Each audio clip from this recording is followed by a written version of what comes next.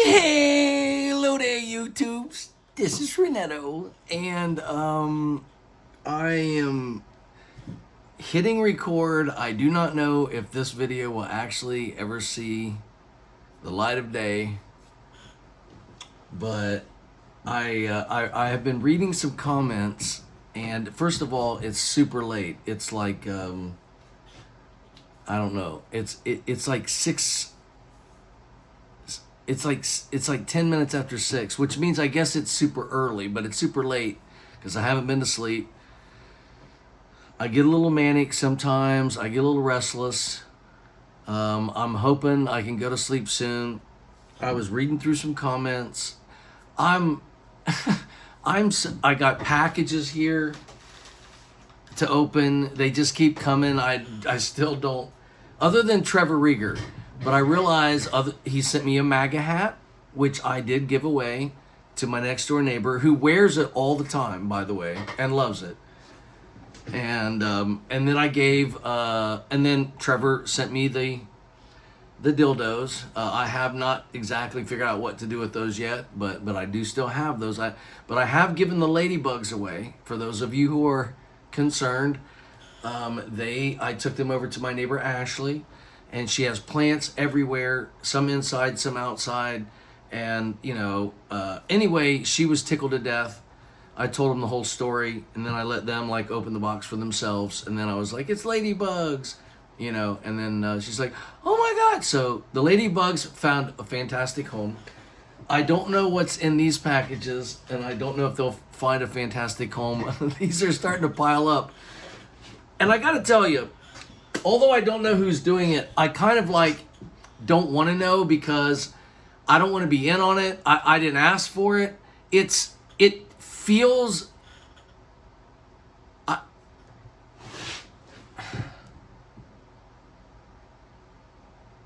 mean, this has never happened to me before. And it kind of feels like someone is providing me content, they're sending me things to open as wait till I ramble and tell the story. I'm going to tell you guys a story about a date that I went on. Okay? I'm trying to talk myself into telling you the story because I was reading the comments. I was thinking about just how incredibly grateful I feel to have reconnected to YouTube, and then I was going to ramble on a little bit about that and how the comments from the last video I made are just, there are more comments. Someone pointed this out in the comment section. There are more comments than likes on my previous video. And that to me is like a badge of honor. People are more interested in communicating than clicking the likes and subscribes and notification bells. I don't give a damn, to be honest. If you just search Renetto, or if it just shows up in your feed because you already I don't care if you're subscribed or not. I don't care if you hit the like button, honestly. I don't care. Just leave a damn comment, and you guys have been doing that, and that's pretty amazing. But I feel so free, and I feel like so. I was going to ramble on and on and on about how, but I really want to tell you this story about a date. And then I was like, no, I'm going to tell, because I got another comment. I haven't forgotten where I am, but I did get another comment that said, it was a, kind of a joke comment. And it was like, you should do a series of some the dates you've been on or crazy dates you've been on or whatever. And so I definitely have a story to tell. I definitely have a story to tell about probably the craziest, wildest, weirdest, most traumatic date I've ever been on. And I thought, well, we might as well start at the top. But I want to tell you guys a story. But of course, I want to tell it slow and dribble it out. I want to open some packages at the end. But let me get back to what I was saying, just to kind of open the video here. When I landed on YouTube, it was an accident. I've talked about the story, how it happened, and what I was doing, but basically I did a video response. There was no, I didn't even know what I was doing, and I got 10,000 views by the next morning, and I was hooked. And so I did this character, and I did it pretty well. I just copied the exact same formula from the very first video, the t-shirt, the toothpick, the earbuds, the hey, hello day. I mean, literally, I just like that kind of turned it into like a brand. I wouldn't make a video without the toothpick. I have to go like buy toothpicks. It's like I got to find another toothpick. And it hurt my lip, so like I'd have to go a couple days in between and let it heal up a little bit, and I'd break the point off and try to. But I had an instinct from the minute I got on YouTube to turn it into a product. I'm a product guy. I really am. I'm a lot of things, but like I have a hard time. Like when I'm in product mode, I'm like hardcore. But then when I'm in like I love you and I love this, I'm in like I don't care. I'm in like it's two totally separate worlds for me. So at first it was like, oh, I landed. It's cool. I know what to do. I'll just keep reviewing the most popular videos. I'll keep posting the video responses. I'll keep in this outfit. I'll say the same thing. Hello, my bestest friend in the whole wide world. And I had these little catchphrases that I didn't like write them down and think about it. They just kind of happened and I just kept repeating them. But it was very organic. But what I'm saying is I still knew what I was doing. I knew, that people didn't know if it was real or not. I was totally amused by it. I'd show my, the wife and the kids. And honestly, I looked so weird in the videos. It wasn't like they were like excited about it. They were like, Dad, everybody thinks you're like some weirdo, that lives in the basement of your parents or something. And, like, I mean, if you're going to get famous for something or do something that everybody's watching, like at least make it something cool. Like I was amused by the whole thing. But the point is, it wasn't long until I fell in love and I came out of that character and, and I've been talking to you as Paul Robinette ever since, kind of. There's times when the Renetto, drama guy comes out in me and I want to do something funny or weird. And then, not recently though, but me coming back to YouTube, everything feels different. The absence, the falling in love, the being angry phase, the I can't talk about what's going on in my life phase. Coming back to YouTube, it's like a whole new thing for me. It's like a certain time or maturity or a relationship, and I just don't want to mess it up. You know what I mean? I want to really honor our relationship in a way that it is really hard to describe.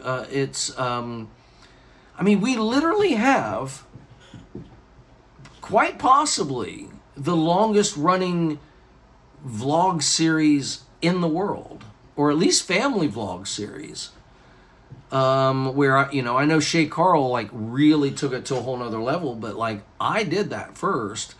Here's the whole family thing. Now, we weren't putting on a show or anything, but or wasn't that well produced, but we were for real.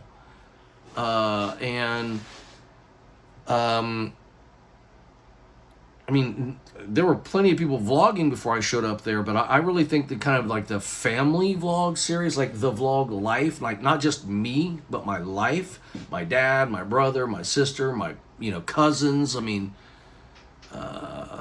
kids, friends of the kids, like it was a vlog life. I think this might be the longest running vlog life series ever in the world, because like YouTube, obviously there really couldn't have been anything before YouTube, so that's kind of what I'm talking about.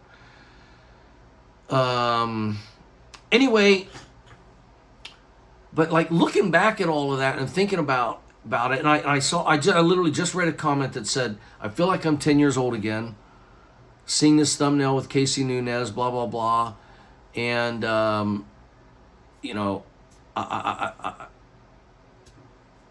it's like there were a lot of young people. I mean, 10's pretty young, but you know, a lot of 16-year-olds that are 32. I kind of mentioned that before. This was a 10-year-old who's obviously, you know, 25, 26 years old. So all they said in the comment, they said they created their first YouTube account just to subscribe to me. Well, I don't think it was me. I think they were subscribing to my family, to me as a dad, to a family, you know, vlog or whatever. So anyway, but I had to go through some phases. I had to have a little time off. But coming back has been overwhelming and wonderful. And I just, you know, eventually I'm gonna, my channel will be monetizable. That the viewing hours are getting close to being able to flip on that switch. But the truth is I'm really not in a hurry to do that, because I don't know really what to ask for from you guys, because I don't feel like I've really earned, I haven't been back long enough. Haven't made enough videos to like give you a sense of confidence that I'm going to be here for a minute. So I think we can take our time with that. And so yeah, I'm trying not even to rush this video. I'm trying to just chill out. I was going to open a package. Let's open one package, and then let me tell you this dating story. There's one package that I kind of know. I know what it is. That's why. Well, I don't know. I mean, I can feel what this is in the package. And this feels like some kind of a. It's got to be a book. There's the dimensions. It's big and rectangular. I can kind of feel the binding of it back here. Like it's a paperback for sure. Yeah, it's definitely a book. Okay, there's a book in here. Probably, let me guess. It's going to be ridiculous, which is going to be amazing. I'm so excited. There's no way to tell what this is. It feels like two things. But this, and once again, I don't even know what to say. I'm afraid if I keep talking about it too much, I'll jinx it. I'm just having a blast. Are you ready? Now, this is actually a very nice gift, believe it or not. I know what this is, and it's really nice. This has a shape to it. I want to see if I can show you guys the shape, and then you guess what it is, if there's any way. It's triangular, first of all. Okay. It's metal, and it has a break in it somewhere, right here in the corner. So, a piece of metal, a little gap, ding. We have us a little musical instrument here, is what I think. And this is very, very nice, actually, and very thoughtful and very cool. Yes. Yeah, yes. Are there any notes, any messages, anyone to thank? Oh my God, no. Okay, but we do have a nice little gift bag. Look at this. This is a little triangle. You put the plastic piece on there to hold it so that your fingers aren't gonna stop the vibration, and then you dong it with this right here. You guys want to dong it? I'm gonna leave it in the packaging for now. I don't want to dong it. Here, wait. Dong. No, we can't. I don't want to dong it, because I'm afraid I'll lose the parts and the pieces. It's that's actually a really nice gift. That will go great. I'm gonna like put that in there by my piano somewhere, like hang it. I could hang it inside the piano, and then like when I play, I could reach up and go ding. That sounds awesome, actually. Okay. All right. Obviously, I do not want to mention this person's name. This would be one of the most embarrassing situations you could ever possibly be in for her. But it did happen. We've laughed about it since then. She actually felt very loved to have me with her through this experience. But at the time, it was quite traumatic for me and for her. it was a medical emergency type situation, kind of, and there were other people, like I'll tell the story, but what I'm trying to say that this person should have absolutely no shame. I am certainly not. If they ever end up watching this video and go, I can't believe he told my, I'm so sorry. I'm not telling. I'm telling something that happened to me, and there's nothing disparaging about this. I actually felt so bad for her. But it was wild, and maybe, I don't know, maybe she's pretty cool, so she would actually probably be okay with it as long as I don't mention her name. Or maybe one day, I don't know, maybe she'll come on the channel and tell you everything I missed. But who knows? I don't think she would mind me telling the story. But anyway, it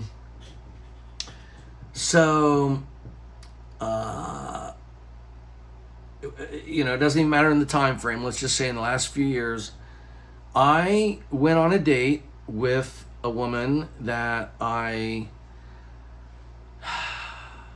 we never actually quite started calling each other boyfriend and girlfriend. We did go out several times, and we were very attracted to each other. But the momentum of us just saying, hey, it's just me and you, let's see if this can work, it never quite got there.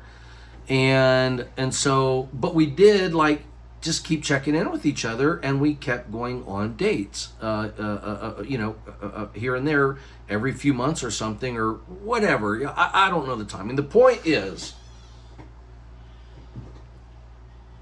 I hadn't seen her in a while. We never broke up. We never really, you know what I'm saying? It's kind of like I just hadn't seen her in a while, and I get a phone call. It's like, hey, do you want to hang out? And I'm like, well, yeah, I haven't seen you in a while. It's like, absolutely. And I was single and all of that kind of stuff. So this is anything sneaky or, whatever. It's not, these things can happen, but that's not what happened. And so she says, hey, come on over, pick me up at my house, and then we are going to go to a friend's house. And I can't wait to introduce you to several, of my best friends, and we're all going to hang out. And they have this really cool house. And I was like, yeah, that sounds great, because we were going to go out to dinner. And she's like, would you rather go hang out with them instead? And I'm like, that sounds fantastic. So I get over to her house, and we have a couple drinks. I think we might have even had any drinks. We might have just, because they live pretty close by, I think we just kind of decided to go over if that's what we're going to do, let's go. So what I'm saying is there was really nothing nothing that I could think of that really caused this event, because at the time I was trying to figure out what happened. I was like, well, we didn't do this, we didn't do that, we didn't eat anything, drink anything. I know we were both on empty stomachs. I do remember that. And anyway, so we get over to the friend's house, and we're saying hi to everybody. Now the friends have a lot of you order whatever drink you want. The fancier this guy can make it. He can make any drink, and they have everything. And so we were drinking wine, we were drinking beer, we were drinking champagne. I was drinking. The next thing would be like, well, can you make me a margarita? And he's like, oh, I make the best margaritas. So we were drinking a lot, but not a lot, in 5 minutes or anything. Over a couple of hours, we were just it was like a variety of drinks. Okay. So I'm still feeling pretty normal. And my friend, I just need to give her a name. How about, can't come up with a name. So my date, she started getting sick, and she said, she comes to me kind of in the middle of we've been there a couple hours, and she wanders up to me and she says, hey, do you mind? I know I haven't been around. I've been I went and laid down in the back room on a bed, and I'm just not, something's not right. And I said, well, I'm sorry to hear that. Do you want to go on? No. I was like, well, we did come here on empty stomachs. We did start drinking the minute we walked in the door. She's like, no, no, no, no, no. I've drank way, like, I would know if I drank too much. Like, I've drank too much before, and I know what that feels like. And I was like, yeah, but you, like, and then we started thinking, she's like, oh, wait a minute. I might have had, like, a whole bottle of wine, and we didn't have food. She's like, yeah, maybe. And she's like, but I'm, like, not feeling right. And so I was like, yeah, no problem. So she goes and lays back down for a little bit. And then some people come and get me, and they're like, hey, your friend, and of course, it's their friend. I mean, she's hanging out with her best friends, and, you know, I'm with them. So I'm a stranger in the party of about 5 people or 6 people. I'm not sure, counting her. But anyway, so they say she's really not feeling good, and she's ready to go home. And I'm like, well, what do you mean she's not feeling good? Like, what's wrong? And they're like, we don't know. Nobody knows what's wrong. I was like, is she just drunk? And they're like, you know, maybe she's just drunk. Maybe she's like, we didn't know. She didn't know. She was pretty embarrassed. You know, she brought me to an event. We're all sitting around. I'm talking to her friends. We're laughing. There's a pool there. Like, it's a beautiful house. We're spread out all over the place. And she just kind of disappears, gets all sick anyway. So, and it's a light little drizzly rain. I remember her coming out of that bedroom and just like, I was like, oh my God, what in the world? And she's just barely making it. And I'm like holding her, and her friends are holding her. And I get her out into the car. And I'm driving her car. And I said, hey, are you all right? And she's like, I don't know what's going on. I don't know what's happening. Like, I'm telling you. I don't know what's happening. It's like, I don't know. And I was like, well, let's just get you home. And it's literally like a 10-minute drive. And I was like, you can just get home and lay down and, like, you know, I don't know. We get literally 100 yards down the road. And she's like, stop the car. So I'm like, oh my God. So we stop the car. She opens the door. She leans out. And she starts, like, not just throwing up. She starts heaving. So, and I'm thinking, what in the hell? I've not seen her in a while. We just left all of her friends, which maybe she should have stayed there so they can take care of her. I don't know what to do with her. She really wants to get home, but wow, what I just witnessed this isn't going to end well. And she threw up until there was nothing left in her stomach. And she did this like 10 or 15 or 20 times in a row. I don't want to gross anybody about it. It was like a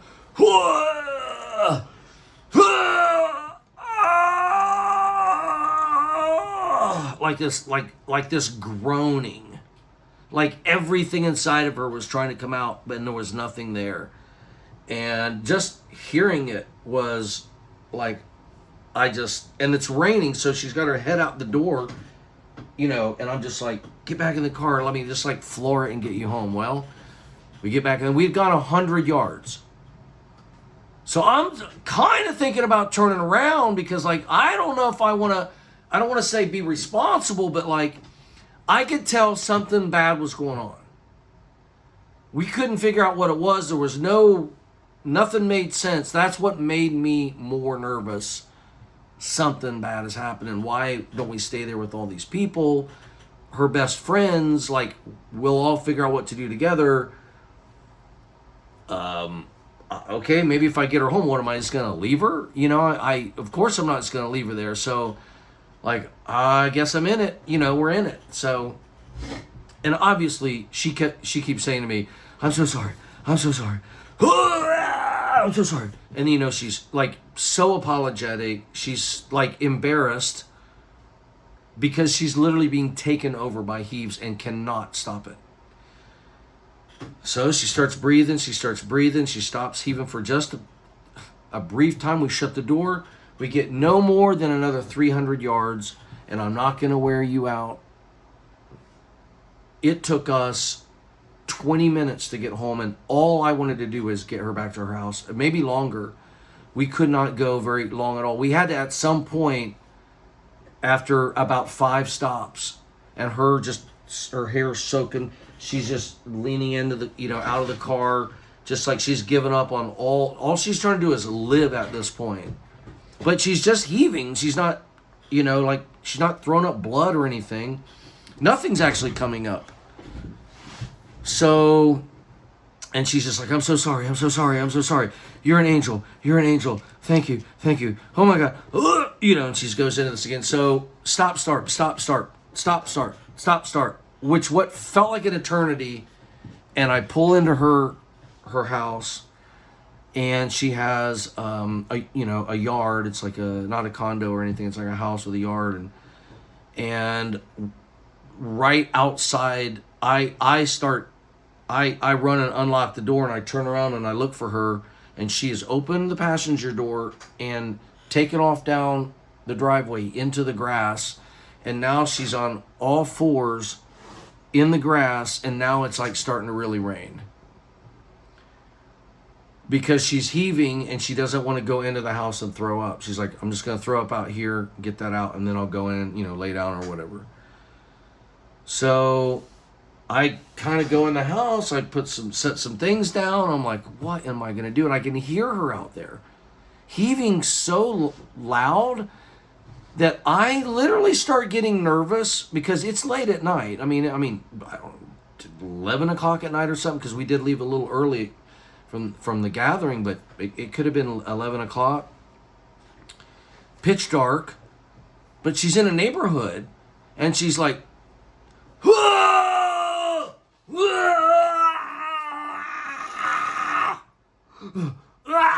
And she's making this god-awful noise, and I am afraid someone's going to call 911, and they're like going to think I'm, killing her.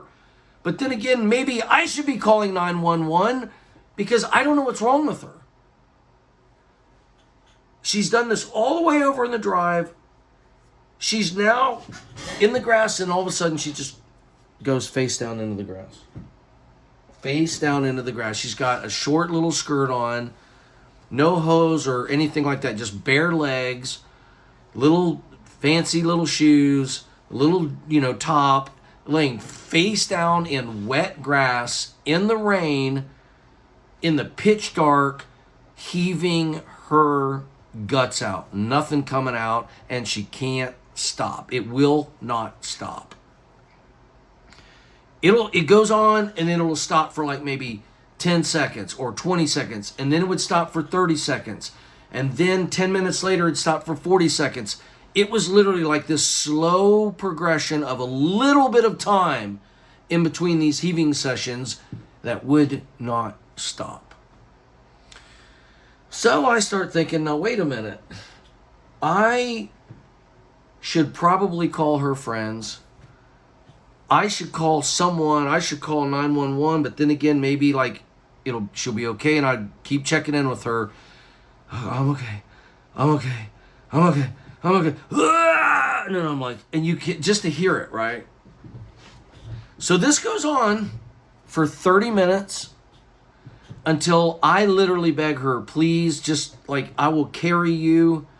I'll pick you up. I know you're comfortable in the grass, that cold grass and that rain is somehow, because when she wasn't heaving, she would just want to lay there and get a little bit of rest.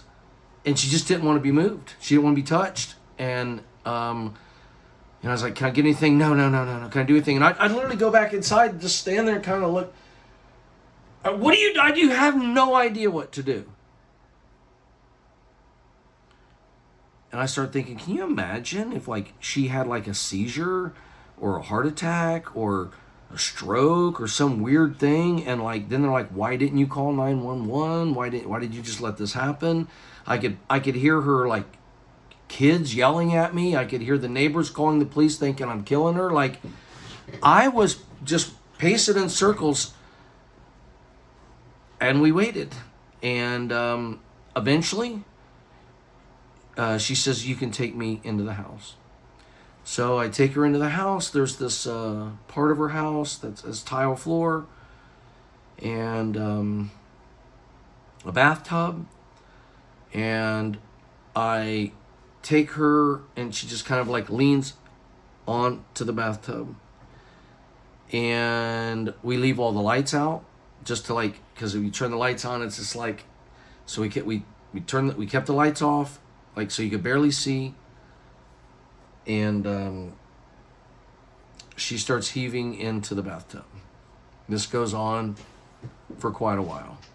I just start kind of wandering around, but it does seem to be getting, like, it's not happening as often. It's not happening as long. It is somehow getting better, not worse.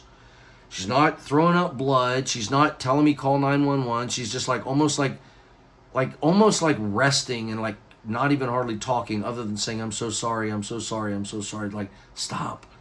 It's okay. And I'd be petting on her, and I got a cold washcloth. Like, it's not like she's passed out or anything. I got a cold washcloth on her head, and I'm just holding her. I don't want to be responsible, but I'm, like, am I doing the right thing? That's what I mean by not responsible. Like, I just don't know I don't know what to do, but like, I feel like I'm doing the best I can, and I'm not overreacting, and obviously I'm not mad at her or anything like that. It's just more like, what's happening? Is she going to be okay? And so it's kind of dark in the room, and she's leaned over this bathtub, and her body's in a particular like way, and I start to smell something, and she does too. And as she's leaning over this bathtub and having the absolute most horrific experience of, maybe her life, I don't know. Hopefully this is the worst thing she's ever been through. I doubt it, but anyway, those, like, her body pushing, something pushed out the other direction, if you know what I mean. It's kind of dark. There's nothing to see. I'm just kind of sitting there, literally just laying next to her on the floor, just moral support, and on a cold tile floor. But the smell got a little overwhelming, and all of a sudden she says, I think I shit myself. Now listen, okay? There is no human on earth that wants to be on a date and get sick and shit on themselves with no one around but the person you're on the date with. That's, you've only been on a couple dates, maybe 3 dates with them ever. You hadn't seen them in a while. You're not like besties. You just went on a date. But now you're besties forever. That's just how it is. This was a bonding experience. And so I said, yep. I said, you know what? I said, stop. Don't worry about anything. Don't worry about anything. I said, let's just get you in the shower. And I kind of pick her up. We kind of stumble through this tiled area. We kind of went to a different bathroom. It's a long story, but it wasn't in the bathroom by the tub. It was a different room, and I'm trying to just kind of condense things a little bit, but I took her in there, and she just laid down again in the floor. I flipped the lights on, and there were landmines that had to be picked up, cleaned up, wiped up. There were things that had happened that was way beyond what we thought happened. And I was just like, I how would it feel if this were happening to me? I would want someone there to just really, just go all in with me. Like, it's too late to turn back now. So I cleaned everything up and kept checking on her and kept checking on her. Well, that was just round one. I end up sitting next to her, next to a toilet, but she needs to be laying down, and she's still, like, we thought she could do the shower thing, but she couldn't. She just was like, I need to lay down more in this other bathroom, and she's just laying right on the floor. So I was like, well, I'm just going to sit here. I'm sitting, on the floor, like right next to the toilet. Like, she's just laying here. The shower's right there, but she just wasn't quite ready. She couldn't stop heaving. And then this is all the lights are on and everything. And then she's sitting there, and this starts happening again. This starts happening again. Now it's just a stream. It's just like heave, push, heave, push. And I'm trying to figure out, what am I going to do? I grab some toilet paper, just like you would if you're, taking care of someone in the hospital, right? There's no shame. You're sick, you're sick. People, and I basically became a nurse. I got my honorary nursing degree that night, and I just wiped and cleaned and picked up and scooped and took care of this beautiful, amazing woman who got incredibly sick while we were out together. However, it didn't end quite there either. She didn't really get much better, and I got really afraid. Once she was just throwing up was one thing. Now she's throwing up and shitting all over everything. And I'm like, I can't do this anymore by myself. So I call her friends, which I'd already talked to them twice. I called them when she was face down in the grass. Yes, I did. And they said, well, this will be okay. Call us if things get worse. I call them another 30 minutes. I call them another 30 minutes. But by about 2 hours gone by, and I'd been through a lot of shit, I said, hey, this has gone to another level. She's, going to the bathroom on herself and stuff. Like, I don't know what's happening, and she's still convulsing in there. And they were over there in like 10 minutes. And we all just sat next to her, and we held her and talked to her and kept her clean and, just made her feel okay. And after about 30 or 40 minutes, she kind of stood up and got in the shower, and her friends left, like, she's going to be all right kind of thing. And I spent the night with her. And we woke up the next morning, and I slept on the couch, actually, that kind of sleeping over, not like, obviously. So, I wanted to give her space and let her just process everything that had happened. So I slept on the couch downstairs, and next morning, here she comes down, and she comes and sits next to the couch, and she looks at me and she says,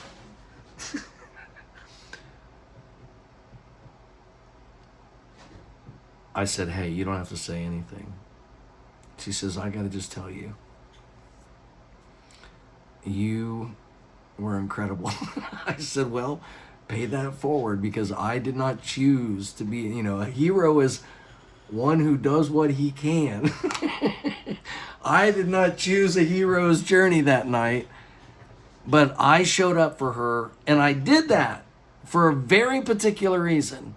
That someday, if something like that happens to me, out on a date with someone very beautiful, someone that could be totally disgusted, someone that could be mad, someone that could feel trapped, someone that could dump me off and not hang out with me and see it through and not shame me and still be friends to this day and laugh about it.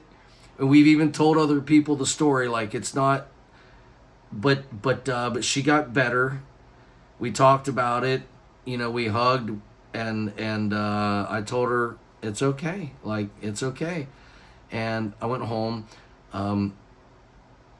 But she ended up having, I think maybe her gallbladder, something basically had gone crazy, and she ended up having this happen to her again, because at first it wasn't diagnosed. And anyway, she had to go have an operation, and it turns out, it was all something that really it wasn't alcohol related.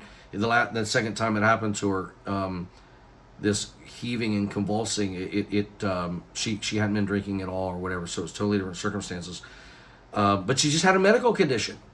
She was feeling bad, like I drank too much. I'm like, okay, you did not, you must have been doing, like, you'd have to be doing some, like, nobody's doing hard drugs or anything like that. I mean, I think we were smoking a little weed, which should have, like, calmed her down. So, but anyway, that was,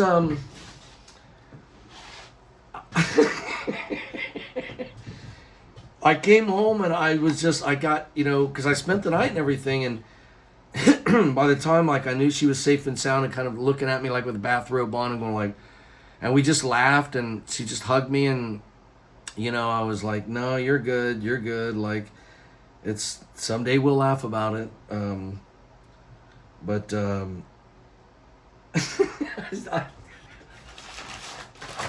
let's open up these last two packages. Whew, that was definitely the wildest date that I can think of right now. But believe me, I'm sure I'll think of some more stories and tell you another one soon if you want to hear. Okay, this was 2 items in here. First of all, we have some Aleve. I don't know if this, because no, it's headphones, Aleve, it's X-Lax! Yes! Talking about shit! How does this kind of coincidence? I know it looks like I planned this, but I swear to God, I did not tell you a story about my girlfriend to the girl. Okay, she was my girlfriend that night for sure. Oh my God!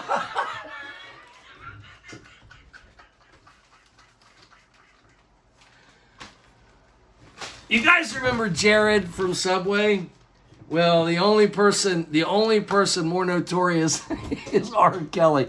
If you have not watched the Netflix series about R. Kelly, this dude is on a whole nother level. And but this is the very best. So this isn't the worst of R. Kelly. This is the best of R. Kelly.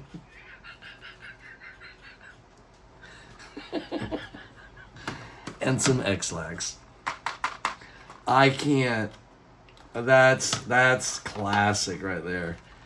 I mean, do you realize how many Christmas gifts I'm accumulating right now? I think I must give all of these away and film as I maybe go downtown Zephyr Hills and just like put all of these in like a grab bag and people reach in and pull them out. Oh, that's fun. I don't need to cuss. That's friggin' amazing. All right, now I'm hoping this isn't a porn or anything. It feels big like a Life magazine. You know what I mean? But I know it's gonna be, after seeing those two things, I know it's gonna be. It's not gonna be that good. It's gonna be way worse than that. Maybe could be like some nostalgia. Speaking of, I did give away another one of the gifts, by the way. The Jim Rogers CD has found a home. It's in a great place. Maybe we'll talk about that later. Okay, but this is definitely a book. It's paperback. I should let you guys see it first, and then I'll look at it after you get to see it. Wait.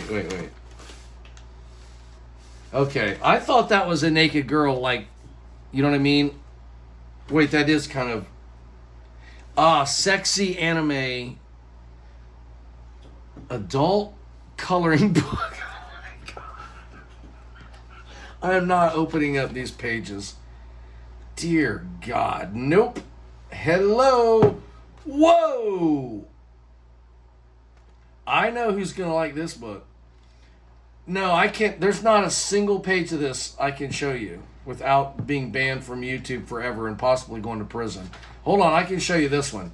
This is the most tame picture I've seen so far. Okay? I'm talking explicit cartoons.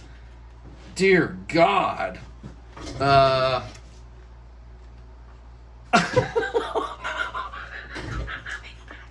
They're just pencil drawings or something, but whoa, hold on, wait a minute. I'm trying to find another one to show you, right? There's more, it's not just one person. There's different acts going on. There's different kind of scenes. But everybody's anime. Good Lord. Why did I think this is going to be, okay, here you go. I think this is literally of almost all, this is nothing. This is like, okay. Oh, here we go. This is an actually quite, wow. I think this is actually kind of fascinating. Holy crap. This is, am I supposed to be horrified by this? I think this is kind of interesting.